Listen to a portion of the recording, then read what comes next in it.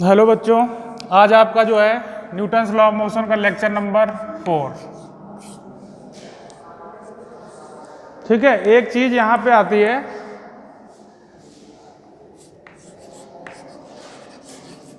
Impulse and impulsive force.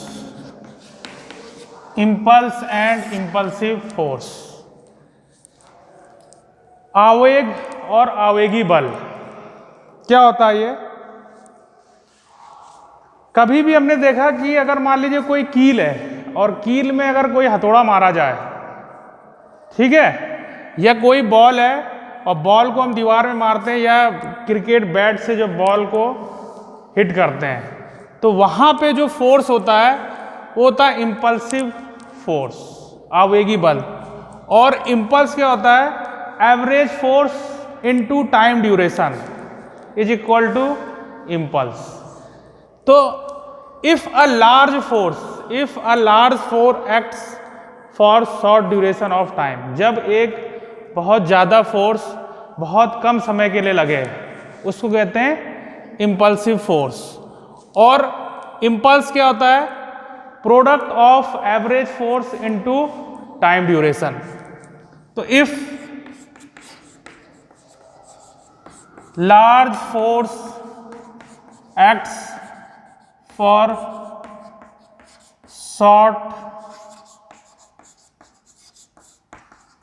duration of time, then this force is called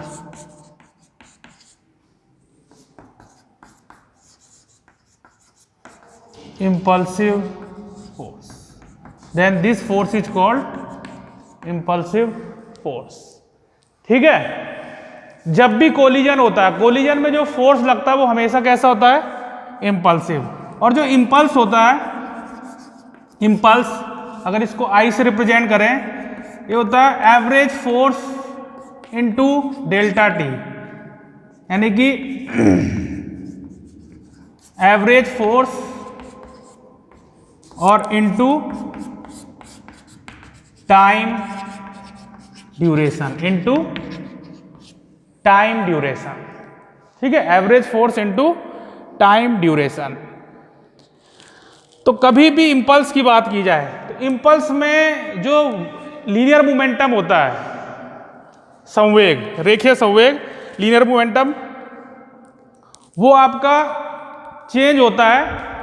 और जो change in linear momentum होगा वही किसके बराबर होता है? इम्पल्स के बराबर। तो इसकी यूनिट क्या होगी? सबसे पहले तो बात करें इम्पल्स की यूनिट क्या होगी।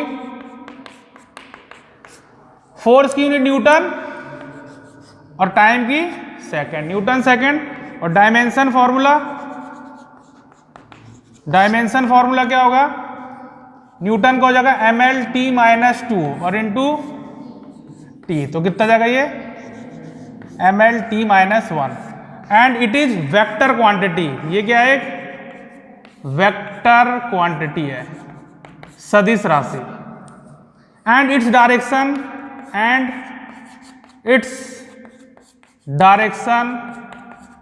इज सेम एज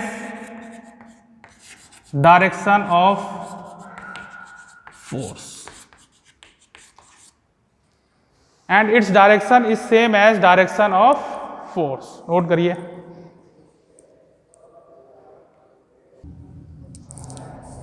इंपल्स और इंपल्सिव फोर्स सबको समझ में है? कभी भी अगर लार्ज फोर्स एक्ट करे for short duration of time, जब भी कोई चीज दो चीज टकराती है या बैट बॉल में लगती है, तो फोर्स कौन सा होता है? वो इंपल्सिव फोर्स। और इंपल्स क्या होता है? Average force into time duration. ये फोर्स इनटू टाइम ड्यूरेशन भी कह देते हैं, लेकिन एक्चुअली क्या होता है? Average force into time duration. Unit हो जाएगी इसकी न्यूटन सेकंड, और डायमेंशन फॉर्मूला होता है mL/t-1। It is vector quantity and its direction is same as force. अब एक क्वेश्चन कभी कभी इंपल्स में आ जाता है, इसके लिए आपको थोड़ा सा काइनेमेटिक्स का कॉन्सेप्ट क्लियर होना चाहिए कि कभी भी अगर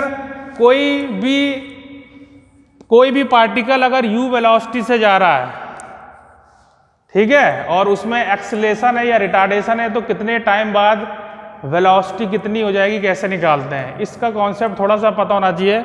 कभी कभी क्वेश्चन क्या होता है कि एक लकड़ी का गुटका है, वुडन बोर्ड है, और उसमें एक गोली जो है, बंदूक की गोली, उसमें फायर किया तो उसमें कितनी दूर वो धंसेगी, मतलब कितने सेंटीमीटर अंदर जाएगी, या आपको उल्टा दिया जाए कि इतने सेंटीमीटर अंदर गई तो कितना जो है फोर्स लगेगा, फोर्स अपोजिट लगेगा।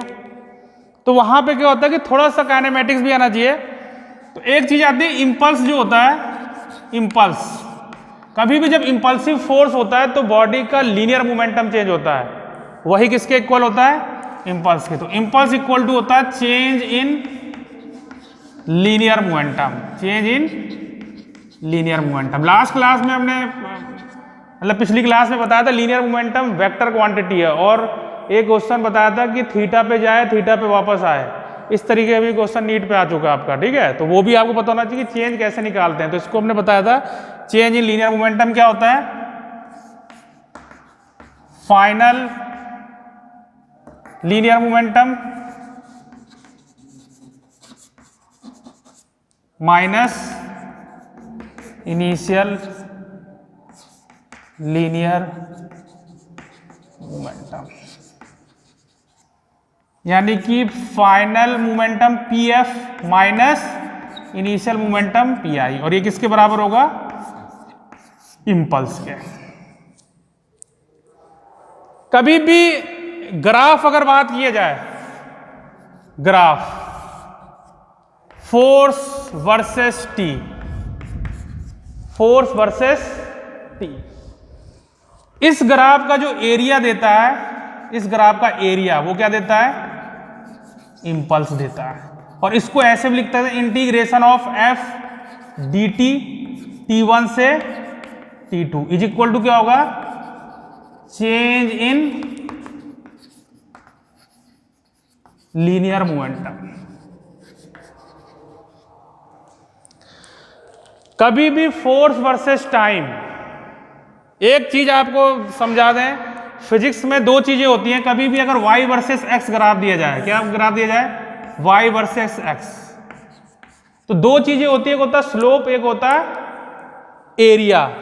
कभी भी इन दोनों क्वांटिटी को डिवाइड करो, इन दोनों क्वांटिटी को डिवाइड करके जो फिजिकल क्वांटिटी आएगी वो होता है स्लोप, यानी कि इसका जो स्लोप होगा dy बाई डी एक्स, यही क्या होता है, स्लोप। और इसी को कहते हैं किसी भी स्टैंड में tan थीटा, जैसे ये ऐसे ग्राफ दिया तो इसका जो एंगल होगा थीटा, वो क्या देगा, स्लोप। और इस ग्राफ का अगर एरिया बात करें, इसी ग्राफ का अगर एरिया बात करें, ऐसे ही सेम ग्राफ हमने बना दिया y वर्सेस x, तो इस ग्राफ का जो एरिया होता है वो इन दोनों क्वांटिटी को आप मल्टीप्लाई कर दीजिए, या उसको ऐसे रिप्रेजेंट करते हैं इंटीग्रेशन ऑफ y dx।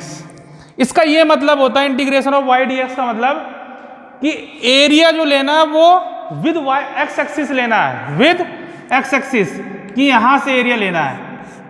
भाई एरिया आप यहां से भी ले सकते थे, ये एरिया नहीं, dx किसका है, x का, तो ये एरिया।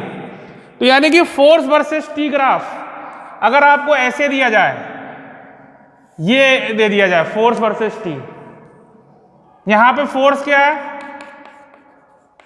कांस्टेंट, यहां पे फोर्स क्या है, कांस्टेंट, तो उस ग्राफ का एरिया विद टाइम एक्सिस, उस ग्राफ का एरिया विद टाइम एक्सिस, ये क्या देगा, इंपल्स, वही क्या होगा, चेंज इन लीनियर मोमेंटम। कभी कभी क्वेश्चन में क्या होता है, आपको इनिशियल वेलोसिटी दे दी जाएगी 0 और फाइनल वेलोसिटी पूछी जाएगी ग्राफ देके, तो इनिशियल वेलोसिटी 0 है, यानी कि इनिशियल लीनियर मोमेंटम कितना होगा, 0, और फाइनल वेलोसिटी अगर पूछी जाए तो ft graph, force versus time graph, force versus time graph का एरिया क्या देता है, इंपल्स या change in linear momentum. Note कर लीजिए।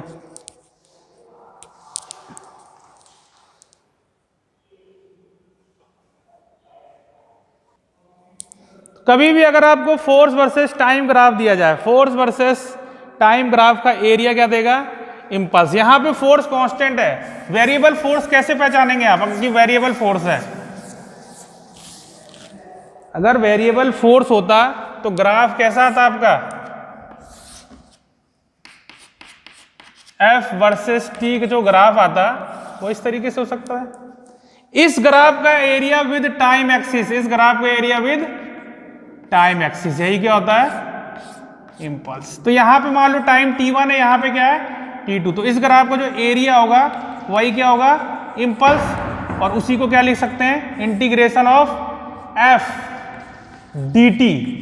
जैसे यहाँ y dx लिखा है कि y इधर है इधर x है, तो y dx लिखा था, इधर f है इधर t है, तो f dt, और टाइम क्या हो जाएगा t1 से t2। तो एरिया सबको निकालना आता है। ट्रायंगल का एरिया कितना होता है half base into height, rectangle का कितना होता है लेंथ इंटू ब्रेथ, और ट्रेपेजियम का एरिया कितना होता है half into sum of parallel sides into height. तो यही तीन आपको मेनली दिखेंगे ग्राफ में, और ये हर जगह काम आएगा पूरी फिजिक्स में आपको एरिया निकालने का। तो एक क्वेश्चन आया है उसको ले लेते हैं, इसको नोट कर लो जब तक।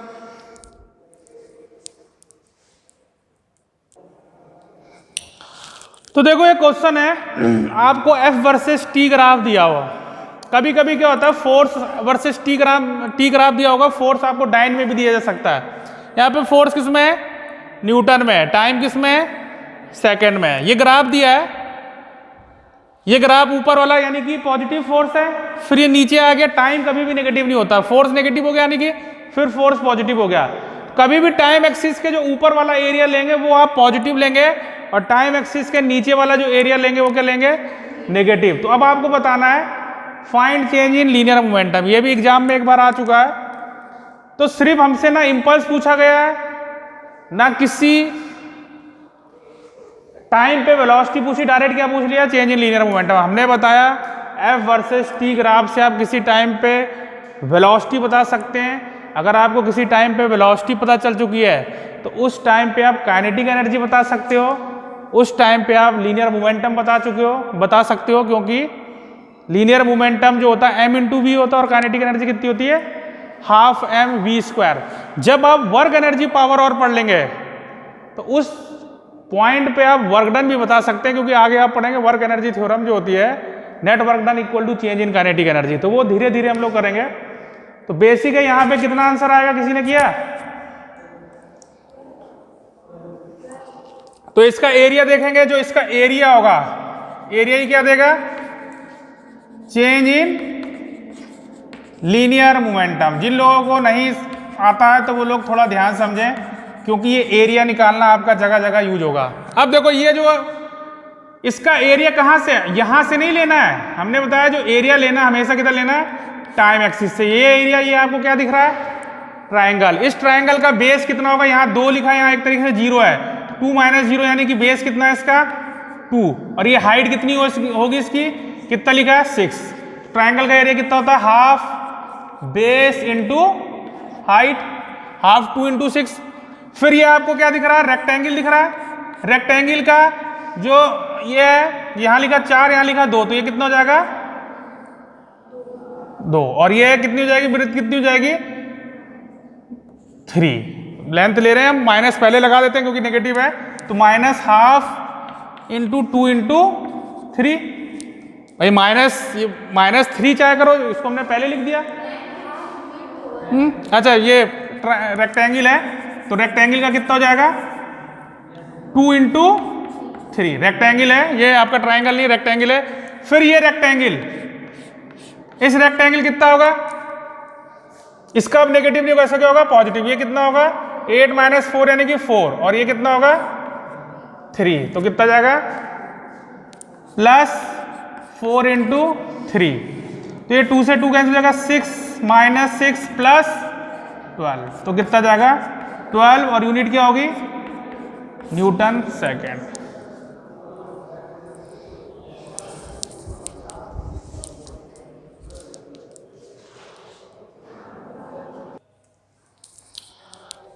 तो ये ध्यान रखिए, कभी भी अगर आपको F वर्सेस T ग्राफ दिया जाए, F वर्सेस T ग्राफ का जो एरिया देगा वो क्या देता है इम्पल्स या चेंज इन लीनियर मोमेंटम। अब एक चीज और बात करते हैं, कंजर्वेशन ऑफ लीनियर मोमेंटम। इसके भी क्वेश्चन पूछ लिए जाते हैं कि मान लीजिए कोई एक पार्टिकल है और उसमें ब्लास्ट हो गया, कुछ पार्टिकल उसके इधर उधर गए, तो तीसरा पार्टिकल किधर जाएगा। ठीक है, तो लीनियर मोमेंटम तो हम बात कर चुके हैं। Conservation of linear momentum, conservation of linear momentum.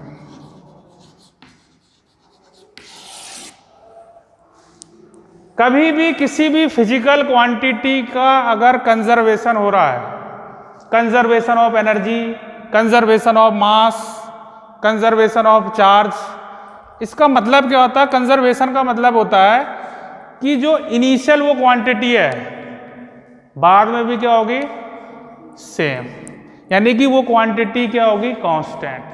Conservation of mechanical energy, conservation of energy, conservation of energy तो यूनिवर्सल लॉ है। कंजर्वेशन ऑफ लीनियर मोमेंटम का क्या मतलब होगा कि लीनियर मोमेंटम क्या होगा? कांस्टेंट। कब कांस्टेंट होता है? If net external force, if net external force on a body और system is equal to zero. जब क्या हो? नेट एक्सटर्नल फोर्स क्या हो किसी बॉडी या सिस्टम में? जीरो। तो हमें पता है एफ इक्वल टू क्या होता है? dp by dt, rate of change of linear momentum force. ये वैल्यू अगर जीरो है, ये वैल्यू जीरो है, तो किसी भी कांस्टेंट का डिफरेंशिएशन क्या होता है? यानी कि लीनियर मोमेंटम क्या होगा? कांस्टेंट। यानी कि इनिशियल लीनियर मोमेंटम सिस्टम का is equal to final linear momentum system का। ठीक है, इनिशियल लीनियर मोमेंटम सिस्टम का equal to final linear momentum. थोड़ा सा ध्यान समझ लो, मान लो दो बॉल है, ये कोलिजन में भी आपके काम आएगा, यहीं पे भी बता देते हैं। एक बॉल है, इसका मास है m1, दूसरी बॉल है m2। ठीक है, जैसे आपने पूल में देखा होगा स्नूकर होता है, यहां पे मान लो इसकी स्पीड है u1 और इसकी स्पीड है u2, तो ये टकराएंगे। टकराएंगे तो कोई एक्सटर्नल फोर्स तो हमने लगाया नहीं है, म्यूचुअल इंटरेक्शन फोर्स से टकरा रहे आ रहे हैं। जब टकराएंगे तो हो सकता है, मान लीजिए ये आपका ये जस्ट बिफोर कोलिजन, ये टकराने के जस्ट पहले का हमने फोटो दिखा दिया कि टकराने के जस्ट पहले हो सकता है कि दोनों एक ही डायरेक्शन में हो, तब भी टकरा सकते हैं। बस जो आगे चल रहा है उसकी वेलोसिटी क्या होनी चाहिए? कम। अगर उसकी वेलोसिटी ज्यादा तो कोलिजन नहीं होगा। तो ये तो 100% टकराएंगे। टकराने के बाद मान लो इसकी वेलोसिटी कितनी हो गई? v1, और इसकी वेलोसिटी हो गई मान लीजिए v2। ये है जस्ट आफ्टर कोलिजन, जस्ट टकराने के बाद। अब ये दोनों मिला के एक सिस्टम है, इस सिस्टम में कोई एक्सटर्नल फोर्स तो लगाया नहीं गया। नेट एक्सटर्नल फोर्स कितना है? जीरो। लेकिन जब टकराते हैं उस समय इंपल्सिव फोर्स लगता है, वो आपका इंटरनली पार्टिकल के कारण लगता है, वो कोई हमने एक्सटर्नल फोर्स लगाया नहीं है। अब अगर आपको इसमें लगाना हो लीनियर मोमेंटम क्या होगा? कंजर्व। अगर इसमें हम लगाएं कंजर्वेशन ऑफ लीनियर मोमेंटम, इसमें अप्लाई करना चाहें कैसे लगेगा? तो लीनियर मोमेंटम जो एक वेक्टर क्वांटिटी है, तो ये कंजर्वेशन ऑफ लीनियर मोमेंटम का सबसे सिंपल एग्जांपल होता है, क्योंकि सारे के सारे अलोंग एक्स एक्सिस हैं। कभी कभी आप देखेंगे टकराने के बाद एक वाई में चला गया और एक एक्स में चला गया या कहीं भी चला गया, तो वहां पे कैसे करेंगे? यहां पे तो क्या है कि सारे के सारे क्या है? एक ही लाइन के अलोंग है। तो इसका इनिशियल लीनियर मोमेंटम कितना होगा? m1 into u1। हम ये वाली डायरेक्शन को क्या लेके चल रहे हैं? पॉजिटिव। तो इसके अपोजिट वाली डायरेक्शन क्या होगी? नेगेटिव। तो इसका मोमेंटम होगा m1 u1, इसका मोमेंटम कितना होगा linear momentum? Minus m2 u2। Minus क्यों किया गया है? क्योंकि इसकी डायरेक्शन किधर है? लेफ्ट में। इज इक्वल टू इसका मोमेंटम कितना होगा? Minus m1 v1। कितना होगा? माइनस क्यों होगा? क्योंकि ये किधर जा रहा है? लेफ्ट में। इसका मोमेंटम कितना होगा? Plus m2 v2। कितना होगा? Plus m2 v2। ठीक है, प्लस m2 v2। किसी को कोई डाउट? नोट करिए, फिर एक एग्जांपल और बताते हैं।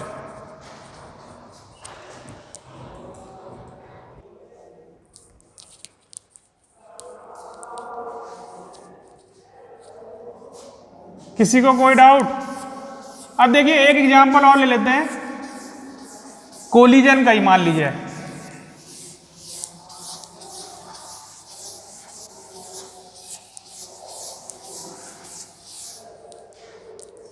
हम सिर्फ कंजर्वेशन ऑफ लीनियर मोमेंटम की बात कर रहे हैं। मान लीजिए ये मास है m1 और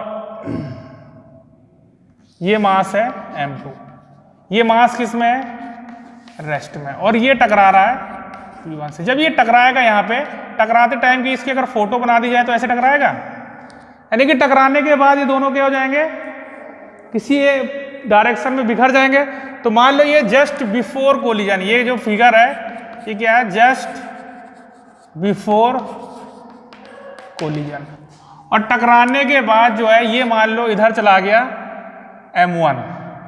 m1 वाला पार्टिकल इधर चला गया किस वेलोसिटी से? मान लीजिए v1 से। और ये एंगल मान लेते हैं कितने पे गया? θ1 पे। और m2 वाला जो है पार्टिकल इधर चला गया और किस वेलोसिटी से? v2 वेलोसिटी से, एंगल θ2। ये x एक्सिस मान लीजिए, ये y। ये जो फोटो दिया ये क्या दिया है? Just after collision.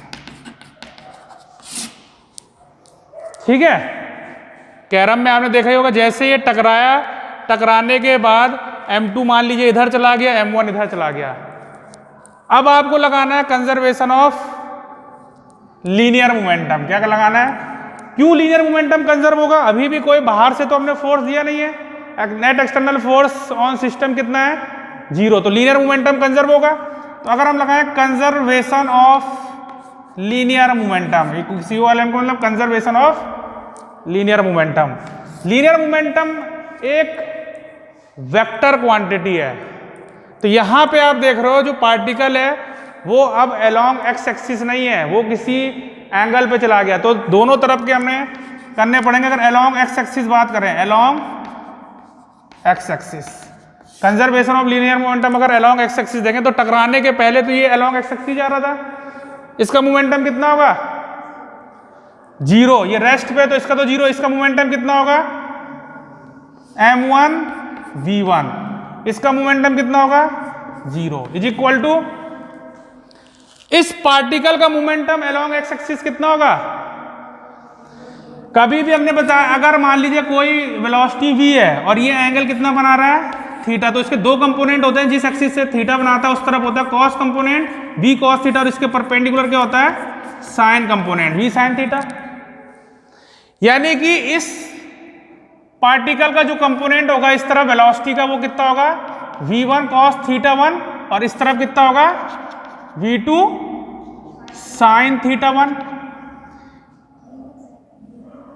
है, v1 sin θ1। इसी तरीके से इस वाले पार्टिकल का भी कंपोनेंट होंगे दोनों डायरेक्शन में। इस वाले particle component along x axis कितना होगा? इस वाले पार्टिकल का v2 cos θ2, और इसका अलोंग y एक्सिस कितना होगा? v2 sin θ2। अभी हम अलोंग एक्स एक्सिस बात कर रहे हैं, तो ये तो अलोंग एक्स एक्सिस था, इसका मोमेंटम कितना होगा along x axis? m1 v1। इसका 0 क्यों हुआ? क्योंकि ये रेस्ट पे। इज इक्वल टू m1 वाले पार्टिकल का अलोंग एक्सिस कितना है? m1 v1 cos θ1 plus m2 वाले का अलोंग एक्सिस कितना है? m2 v2 cos θ2, m2 v2 cos θ2। तो ये तो फर्स्ट इक्वेशन हो जाएगी अलोंग एक्स एक्सिस। इसी तरीके से अलोंग वाई एक्सिस करें, अलोंग वाई एक्सिस।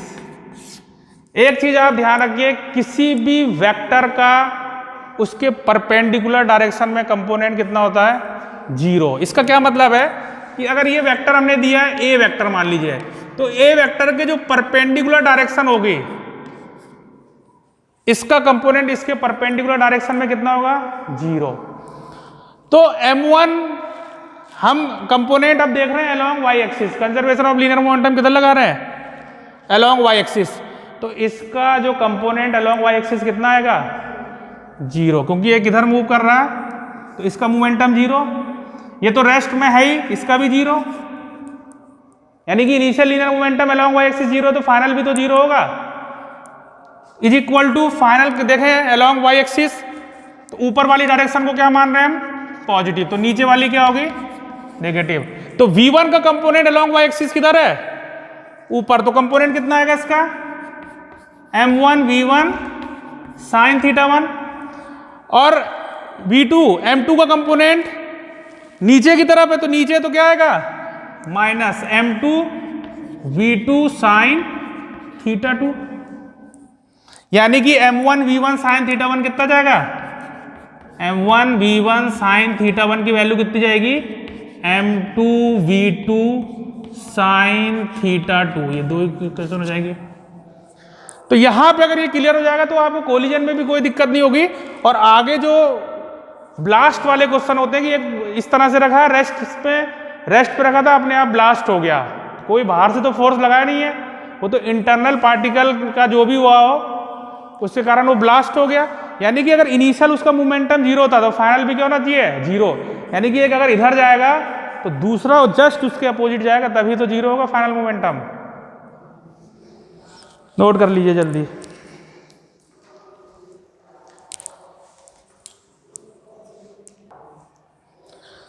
तो ये ध्यान रखिए, कंजर्वेशन ऑफ लीनियर मोमेंटम कब लगाएंगे, जब नेट एक्सटर्नल फोर्स, बाहर से कोई फोर्स ना लगाया जाए तो सिस्टम का लीनियर मोमेंटम क्या होगा, कंजर्व। कुछ और एग्जांपल हम बता देते हैं, उसको आप सॉल्व कर सकते हैं। किस तरीके कॉन्सेप्ट हम बता रहे हैं, फिर आप उसको आराम से सॉल्व कर सकते हैं और क्वेश्चन सॉल्व हो जाएगा। मेन ये देखना आपको कि इनिशियल मोमेंटम अगर जीरो है तो फाइनल भी क्या होना चाहिए, जीरो। फाइनल जीरो तभी होगा जब जिधर एक पार्टिकल जा रहा है, अगर दो पार्टिकल में ब्रेक हुआ, मान लीजिए आपसे कहा जाए कि एक ये इसका मास है, मान लीजिए कैपिटल M, ठीक है, ये रेस्ट पे रखा है। एक पार्टिकल है जिसका मास कितना है, कैपिटल M, और ये जो है इसमें ब्लास्ट हुआ, एक हिस्सा जो है इसका मान लीजिए इधर चला गया, एक हिस्सा जो है इस तरफ चला गया। ब्लास्ट होने के बाद क्वेश्चन में आपको क्या होता है, रेशियो में दिया जा सकता है मास, यह कहा जा सकता है आधा मास, जो आधा मास है वो किधर चला गया, इस तरफ, तो बचा आधा मास किधर जाएगा, 100% इधर जाएगा। बचा आधा मास किधर जाएगा, जस्ट इसके अपोजिट। क्यों ऐसा होता है, क्योंकि शुरुआत में ये रेस्ट में था, जब रेस्ट में था तो इनिशियल मोमेंटम कितना था, जीरो, फाइनल भी जीरो होना चाहिए, तो फाइनल तभी जीरो होगा, फाइनल भी जीरो ना, फाइनल तभी जीरो होगा अगर ये इधर चला गया, तो जस्ट उसके अपोजिट, इधर को हम पॉजिटिव ले रहे हैं, तो जस्ट इसके अपोजिट जब जाएगा तभी तो ये जीरो हो पाएगा। ठीक है, एक चीज ध्यान रखिए, कभी कभी क्या होता है कि तीन टुकड़ों में ब्रेक कर देते हैं। मान लो इसका मास दिया M, इसका मास कितना दिया है M, आपसे कहा गया कि ये तीन टुकड़ों में डिवाइड हो रहा है और जो दो टुकड़े हैं वो राइट एंगल ट्रायंगल बना रहे हैं, समकोण बना रहे हैं, तो तीसरा टुकड़ा किधर मूव करेगा या क्या वेलोसिटी होगी, कुछ भी पूछा जा सकता है। तो ध्यान से देखो, टकराने के बाद मान लो एक टुकड़ा इधर चला गया, फर्स्ट टुकड़ा इधर चला गया, जैसे ये विस्फोट हुआ, एक टुकड़ा इधर चला गया और दूसरा टुकड़ा इधर चला गया, दूसरा टुकड़ा किधर चला गया, ऊपर, तो तीसरा टुकड़ा किधर जाएगा। लीनियर मोमेंटम एक वेक्टर क्वांटिटी है, वेक्टर को जोड़ते कैसे हैं, वेक्टर को ऐड कैसे करते हैं, ट्रायंगल रूल से या पैरेललोग्राम रूल से। तो जब पहला इधर चला गया और दूसरा इधर गया, तो पहला इधर गया और दूसरा इधर गया, तो हमें पता है पैरेललोग्राम से इनका रिजल्टेंट किधर आएगा, इस तरफ। तो तीसरा जब इसके अपोजिट होगा तभी जीरो आएगा, यानी कि तीसरा किधर जाएगा, इस तरफ, तभी तो इनका जो रिजल्टेंट आएगा पहले और दूसरे का, उसको तभी तो कैंसिल कर पाएगा, तभी फाइनल मोमेंटम क्या होगा, जीरो। ठीक है, तो अगर सिर्फ डायरेक्शन पूछी जाए और अगर कुछ और कैलकुलेशन करनी हो, तो ये दोनों अगर राइट एंगल ट्रायंगल बना रहे हैं, दोनों का मैग्नीट्यूड सेम है, तो ये भी 45 होगा, ये भी 45, यानी कि ये भी कितना होगा, 45। थोड़ा ध्यान समझते रहिए आप, क्वेश्चन आप घर पे लगा सकते हैं, उससे बुक में देखेंगे इसी तरीके से, कॉन्सेप्ट हम समझा रहे हैं। ये 45 तो ये 45, इसका कंपोनेंट कितना जाएगा, इस तरफ आएगा कॉस का, और इस तरफ आएगा साइन का, दोनों नेगेटिव आएंगे। ठीक है, तो मेन क्या होता है कि क्वेश्चन में पूछा गया है, कभी कभी आपको तीनों मास का रेशियो दी जाएगा 1:1:3, तो 1:1:3 है, मान लो इसका भी मास 1:1 में है, इन दोनों का इसका 3 रेशियो में है, तो इन दोनों का अगर सेम मास है यानी कि ये कितना एंगल होगा 45। तो ये ध्यान रखिए कि इनिशियल मोमेंटम 0 है तो फाइनल क्या होगा 0। जैसे मान लो ये है, ये पार्टिकल है, एक चला गया इधर और दूसरा चला गया इधर, तो तीसरा किधर जाएगा, एक टकराने के बाद नीचे चला गया, एक राइट में चला गया, तो तीसरा किधर जाएगा, इनका जो रिजल्टेंट आएगा इस तरफ इसके जस्ट अपोजिट, इस तभी ये क्या करेगा, इसको कैंसिल। ठीक है, तो इसको यहां पे आपका यूज होगा कंजर्वेशन ऑफ लीनियर मोमेंटम। तो दो मेन जो यहां लॉज ऑफ मोशन में यूज जो क्वेश्चन आते हैं वो ज्यादातर आपको किसके आते हैं कि कोई भी पार्टिकल है वो ब्लास्ट कर गया, तो और या तो 2 का आएगा, 2 का तो बिल्कुल सिंपल होता है कि जिधर जो जा रहा होगा जस्ट उसके अपोजिट जाना ही पड़ेगा उसको, तभी लीनियर मोमेंटम क्या होगा फाइनल 0। 3 में क्या होता है कि आपको राइट एंगल दिया जाता है, कुछ भी डायरेक्शन दे, राइट एंगल में क्या होता है कि राइट एंगल में आप ये बता देंगे कि रिजल्टेंट किधर होगा, तो तीसरा उसके क्या होगा जस्ट अपोजिट। और नेक्स्ट क्वेश्चन हमने कौन से वाले बताया, कोलिजन वाले, तो वो कोलिजन में भी काम आएंगे और लॉज ऑफ मोशन में भी।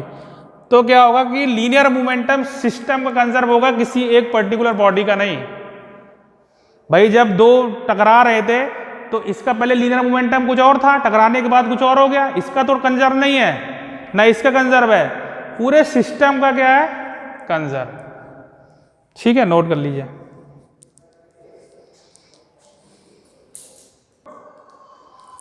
तो यहां तक आपका लॉज ऑफ मोशन कंप्लीट हो चुका है सिलेबस के अकॉर्डिंग।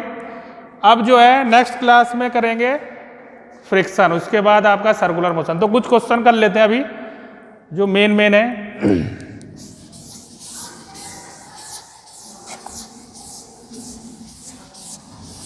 क्वेश्चन आपको डायरेक्टली सारे के सारे क्वेश्चन तभी लग पाएंगे जब आप फ्रिक्शन का कॉन्सेप्ट भी पढ़ेंगे।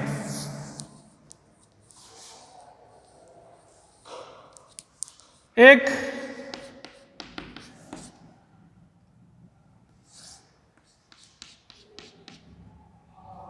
मान लो एक रस्सी है, ठीक है, रस्सी कैसी है मासलेस, इसमें जो है एक बंदर को लटका दिया, मास ऑफ मंकी जो है, मास ऑफ मंकी क्या है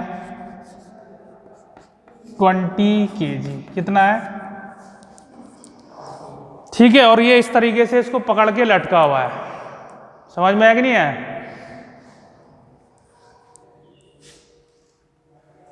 maximum value of tension, maximum value of tension in string, यानी कि स्ट्रिंग जो है इतना मैक्सिमम टेंशन ही सह पाएगा, इससे ज्यादा होगा तो स्ट्रिंग क्या हो जाएगी break.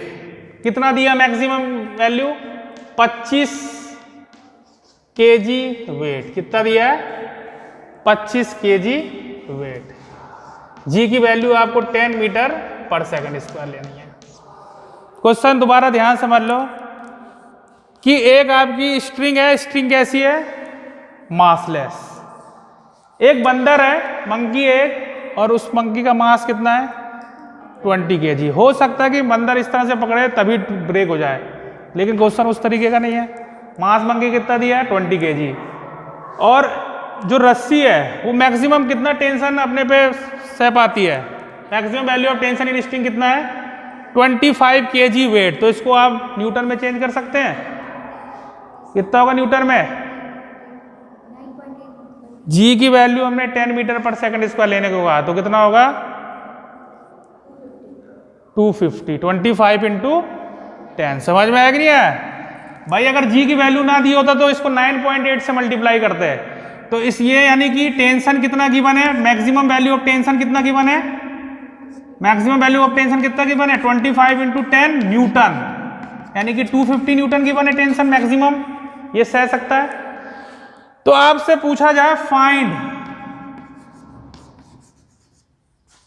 Find the maximum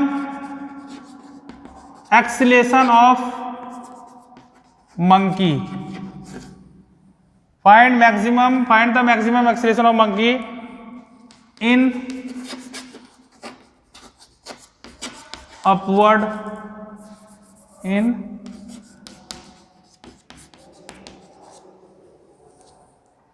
find the maximum acceleration of monkey in upward direction if monkey climbs up in the string। क्या बताना है आपको कि मैक्सिमम कितनी एक्सीलरेशन से चढ़ सकता है। भाई ज्यादा तेज से चढ़ेगा या धीमे धीमे, देखो कभी भी क्या होगा, अगर मंकी स्लोली ऊपर जाएगा, स्लोली का मतलब होता है वेलोसिटी कितनी होगी, 0। स्लोली का मतलब क्या है कि वेलोसिटी कितनी होगी, 0। एक्सीलरेशन कितना होगा, 0। अब देखो ध्यान से, जब इसका एबीडी बनाएंगे 20 kg है, 20 kg का मतलब कितना है, 200 न्यूटन। भाई 20 kg का क्या मतलब है, 20 g, mg नीचे लगेगा, mg का मतलब है g की वैल्यू अगर 10 ले 200 न्यूटन ऊपर लग रहा है, ये नीचे लग रहा है। मैक्सिमम ये 250 सह सकता है, यानी कि अभी 250 नहीं लग रहा होगा, अभी कितना लग रहा होगा, 200 ही लग रहा होगा एट इक्विलिब्रियम। एट इक्विलिब्रियम कितना लग रहा है, अभी भी 200 लगेगा जब ये इक्विलिब्रियम में होगा। अब ये तेजी से चढ़ेगा तो टेंशन मैक्सिमम कितना हो सकता है, 250। तो अगर एफबीडी बनाए ऊपर मैक्सिमम कितना हो सकता है, 250, और नीचे कितना लगेगा, नीचे तो वैल्यू चेंज नहीं होगी, नीचे कितना लग रहा है, 200। तो किस एक्सीलरेशन से ऊपर जाएगा ये निकाल सकते हैं। एक्सीलरेशन कितना होगा, नेट फोर्स ऊपर कितना लग रहा है, 250 माइनस नीचे कितना लग रहा है, 200। नेट फोर्स हो जाएगा अपॉन मास कितना मंकी का, 20, तो कितना जाएगा 50/20, यानी कि 2.5 मीटर पर सेकंड स्क्वायर के एक्सीलरेशन से ये चढ़ सकता है स्ट्रिंग में, इससे ज्यादा नहीं। इससे ज्यादा करने की कोशिश करेगा तो स्ट्रिंग ब्रेक हो जाएगी। ठीक है, कोई डाउट, नोट करिए।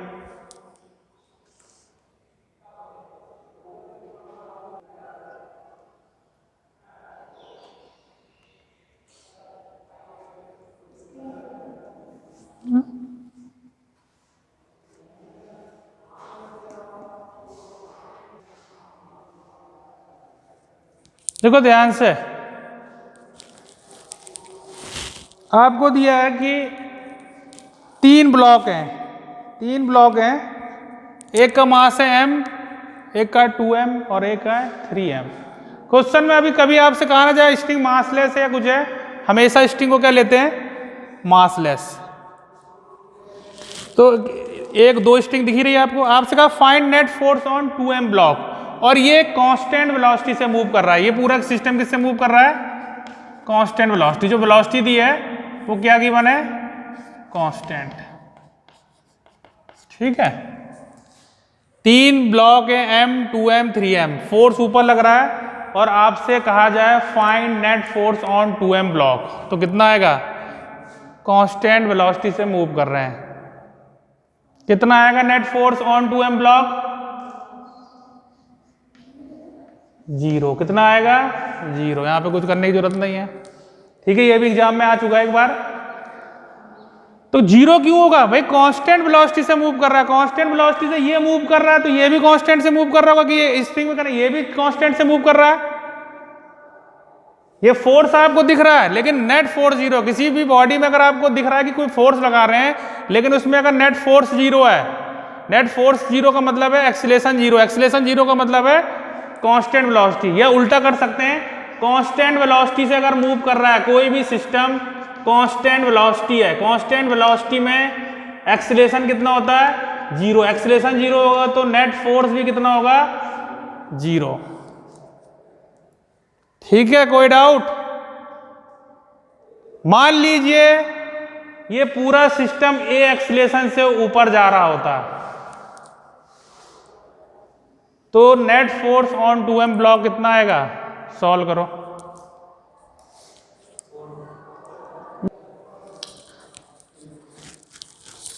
देखो ध्यान से, अगर आपको net force on 2m block निकालना है, सबसे पहले इस पूरे सिस्टम का एक्सीलेशन कितना होगा। अगर ये कांस्टेंट वेलोसिटी से ना मूव करके किससे कर रहा है, एक्सीलेशन, तो जो एक्सीलेशन होगा इसका होगा नेट फोर्स। नेट फोर्स कितना होगा इसमें,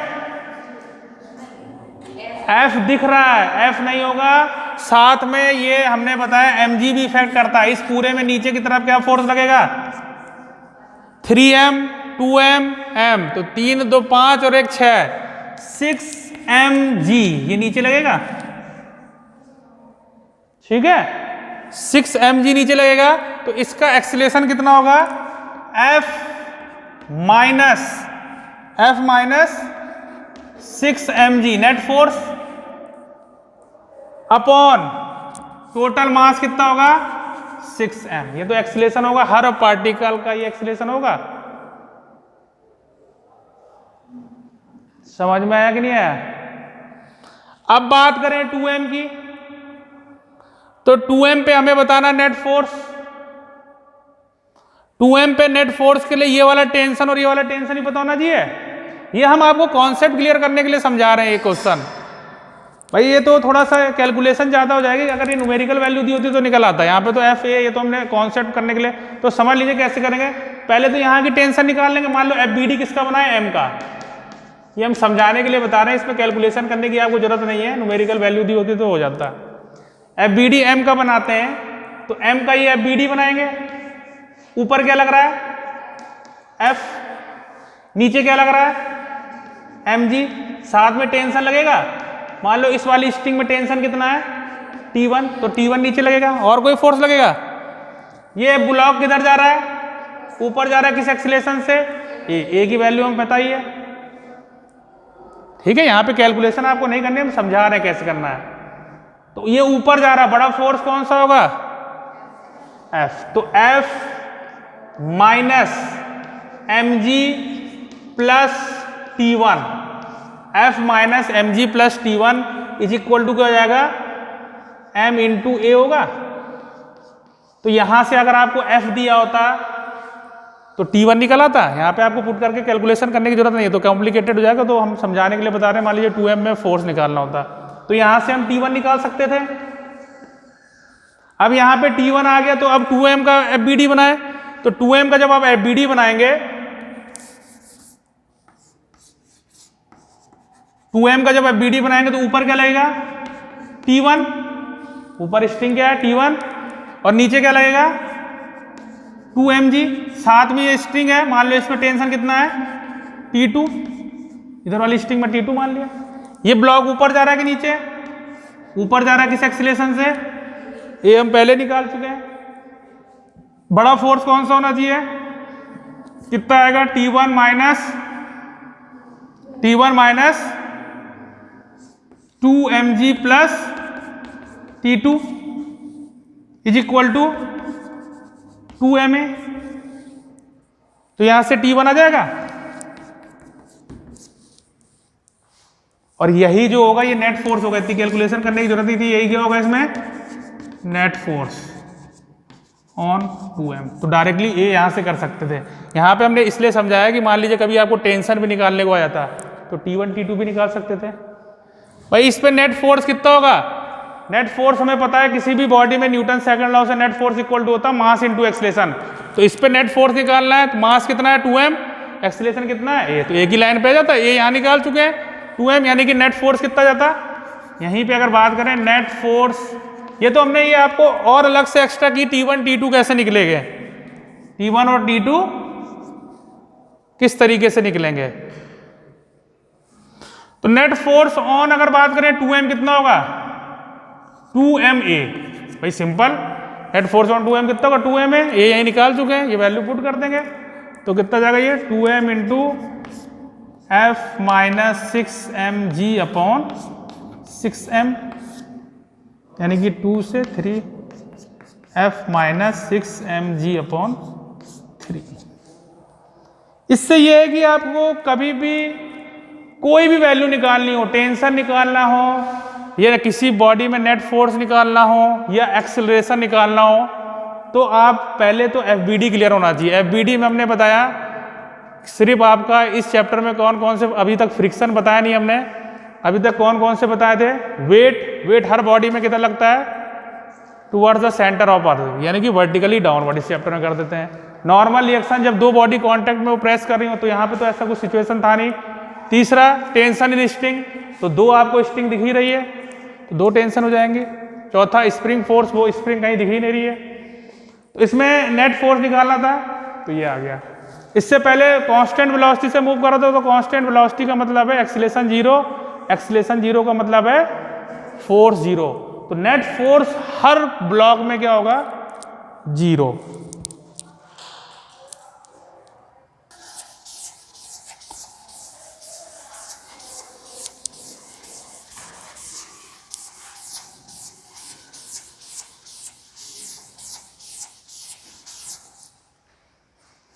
देखो इसी कॉन्सेप्ट में एक और आया है, इंपल्स के कॉन्सेप्ट में एक क्वेश्चन है,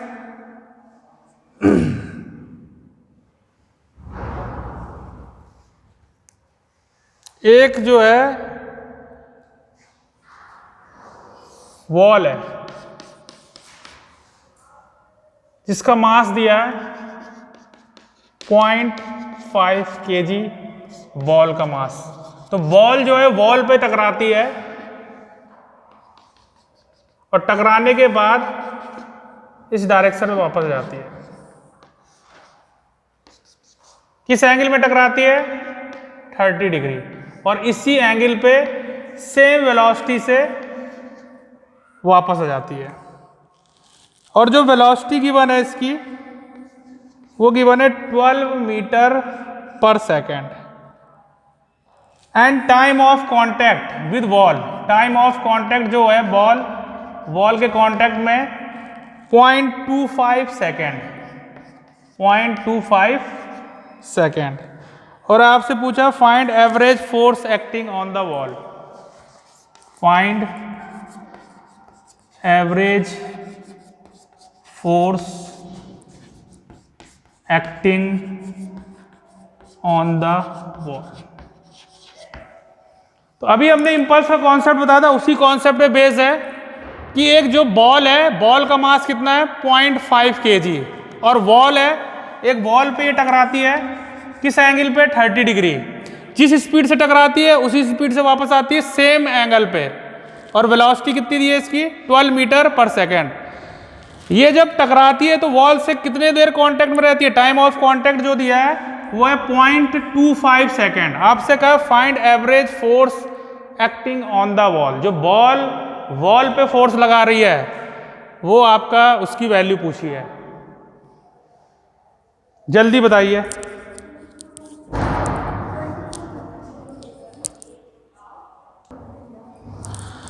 तो देखिए क्या करेंगे, कैसे करेंगे।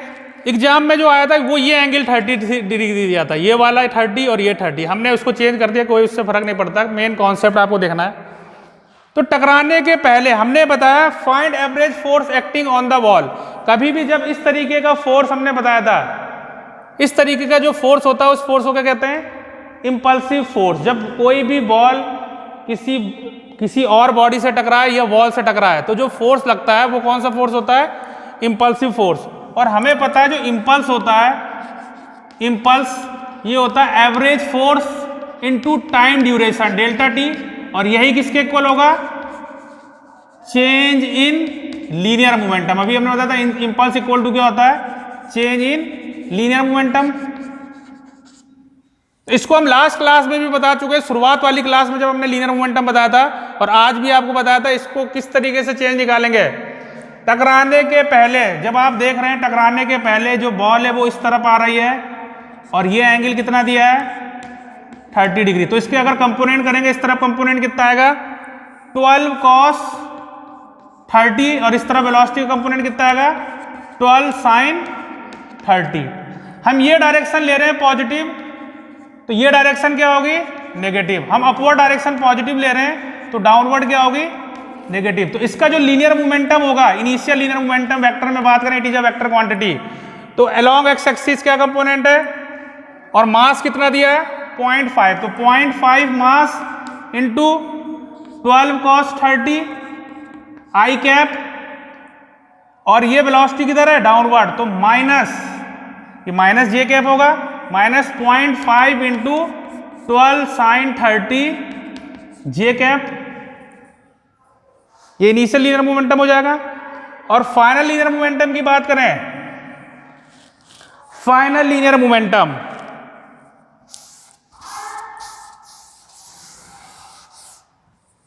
फाइनली जो बॉल है वो इस डायरेक्शन में आई v वेलोसिटी से, तो ये एंगल कितना गिवन है 30 डिग्री, तो इसका दोबारा कंपोनेंट कितना जाएगा v12 है 12 cos 30, और इस तरफ कंपोनेंट कितना आएगा 12 sin 30।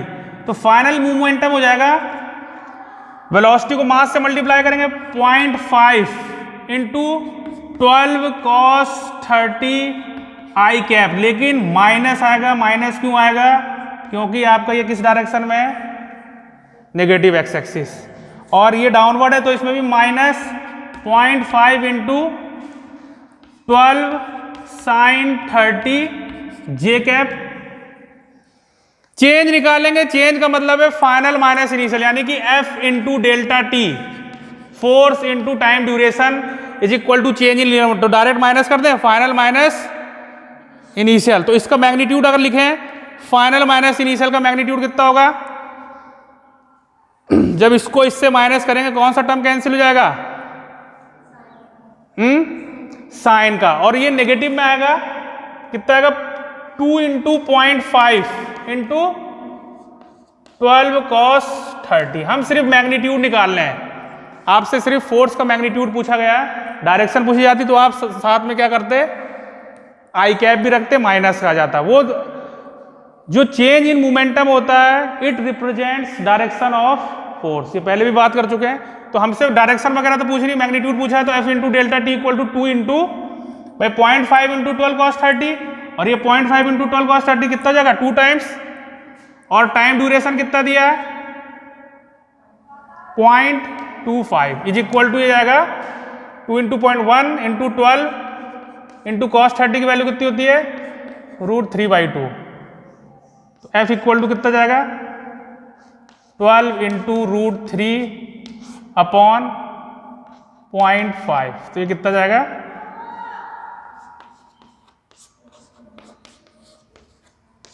24√3 Newton average force. तुमने कितना बताया था 24/√3 बताया था तुमने, ठीक है। किसी को कोई डाउट समझ में आया? तो इस तरीके के हमने बताया था इंपल्स बेस्ड क्वेश्चन जो होते हैं, एक तो ग्राफ बेस्ड क्वेश्चन होते हैं कि F वर्सेस T ग्राफ आपको गिवन हो, तो F वर्सेस T ग्राफ का जो एरिया देता है वो इंपल्स देता है, ये चेंज इन लीनियर मोमेंटम। ये टकराने वाले क्वेश्चन ये आपको इस चैप्टर में भी काम आएगा, ये आगे आप कोलिजन चैप्टर पढ़ेंगे वहां पे भी काम आएगा, और वर्क पावर एनर्जी में भी आपका ये काम आएगा, और मॉडर्न फिजिक्स में भी काम आता है कि फोटोन इस तरीके से टकराए, टकराने के बाद इधर चले गए तो चेंज इन लीनियर मोमेंटम कितना होता है। तो ये आपको 3-4 जगह काम आएगा। लीनियर मोमेंटम ये ध्यान रखिए वेक्टर क्वांटिटी है, तो उसको वेक्टर ही की तरह ऐड और सब्ट्रैक्ट करेंगे, और चेंज का मतलब होता है फाइनल माइनस इनिशियल। अगर हमें फोर्स की डायरेक्शन भी पूछी जाती, इस बॉल पे आप प्रैक्टिकली सोचो, अगर आप किसी दीवार में बॉल मारोगे तो बॉल पे फोर्स इधर लगेगा कि उधर लगेगा, तो अगर आप विद डायरेक्शन देखते तो माइनस आई कैप आता, माइनस आई कैप का मतलब है लेफ्ट में, तो विद अगर साइन रखा जाए तो वो फोर्स की डायरेक्शन भी बता देता है। जो चेंज इन लीनियर मोमेंटम का साइन आता है it represents direction of force. यहां पे हमें सिर्फ मैग्नीट्यूड पूछा था, तो इस तरीके से हो जाएगा, ठीक है। कोई डाउट किसी को? बाकी आज के लिए इतना ही, नेक्स्ट टर्न पे करेंगे।